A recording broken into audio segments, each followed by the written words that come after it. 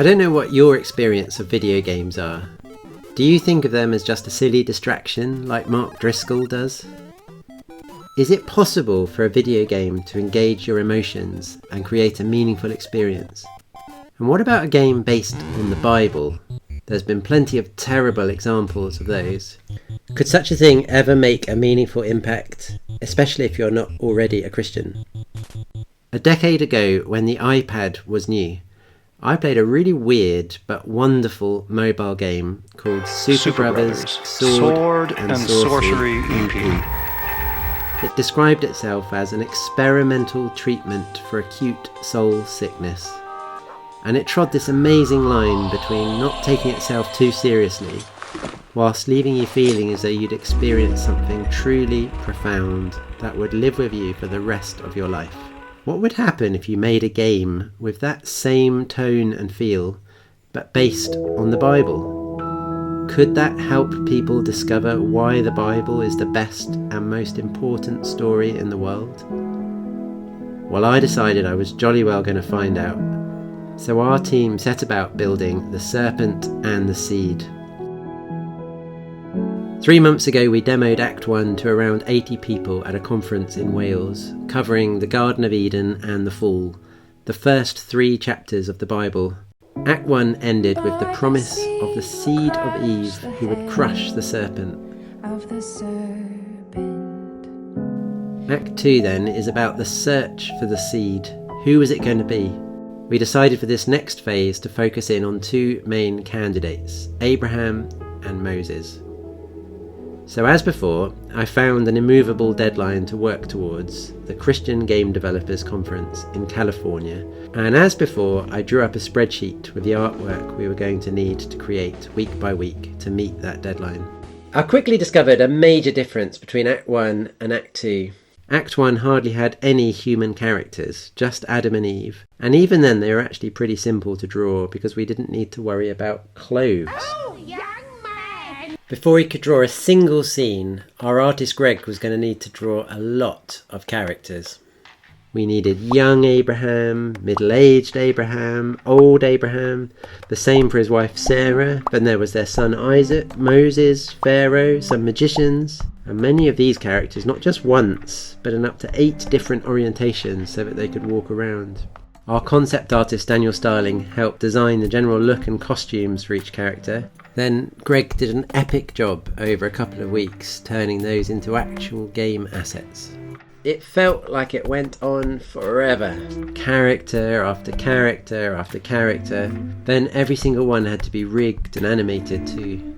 But eventually we got there, and they all looked so good. Finally, we could start working on the scenes themselves.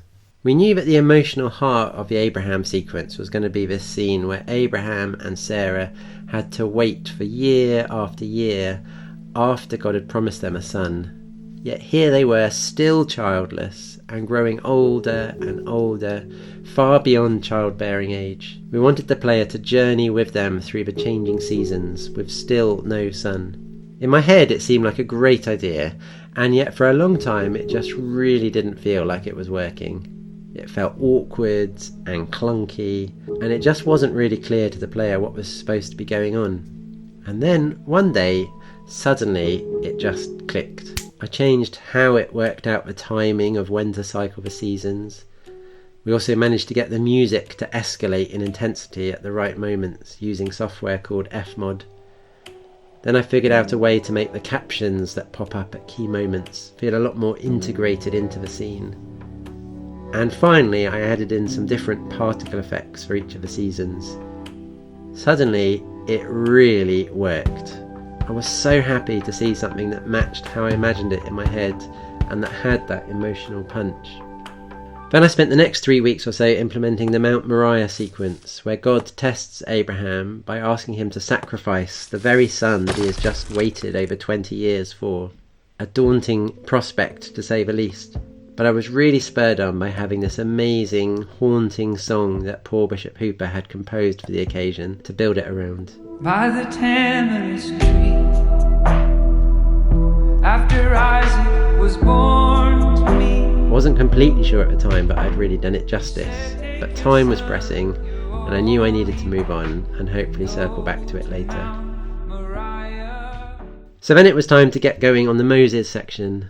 Daniel had done some amazing concept art for Pharaoh's palace, which Greg then worked on recreating. It was really fun to build this one. It had lots of cool effects like reflective water, water spouts, fire effects. Moses was this reluctant messenger sent to the seemingly almighty Pharaoh, charged with setting the Israelites free from captivity. In our game, the conflict centres around this mini-game inspired by that old Nokia classic, Snake. The player has to collect apples to grow their own snake, until it gets long enough that it eats one of the enemy snakes. I had a prototype up and running early last year, but now it was time to add in some proper graphics, and the results were interesting, to say the least. I also needed to implement some enemy AI, just smart enough to present some challenge, but without being so perfect that the game became too difficult to beat. Players were going to be arriving at this without ever having practiced before, and we don't want anyone getting stuck on this sequence long enough for it to grow frustrating. Then after that we have a really fun take on the 10 plagues that God sent on Pharaoh and the Egyptians, but I don't want to spoil any surprises. Oh, and along the way we somehow raised £32,000 in a crowdfunding campaign. Thank you so much to everyone who supported us. It really felt like it was down to the wire this time whether we'd be ready to exhibit at the Christian Game Developers Conference. A week before the conference started, I was able to start loading in the beautiful lettering that Sophie Killingly did for us to go with each of the big God moments. 3 working days before getting on the plane, I was still building entirely new scenes.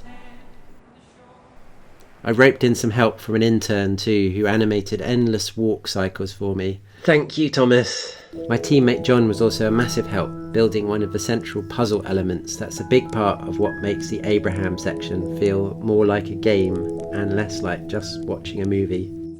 And then on the Monday morning, just before my plane left on the Wednesday, I thought we better just try Act 1 and check that we haven't broken anything there. And it's fair to say I did not expect this. This is fine. But somehow, by God's grace, it all came together at the last minute and we set off for California.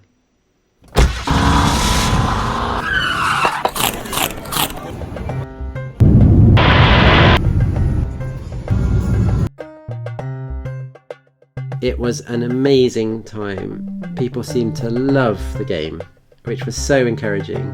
We got some invaluable feedback from lots of attendees, including Ryan and Amy Green behind the amazing game experience, That Dragon Cancer.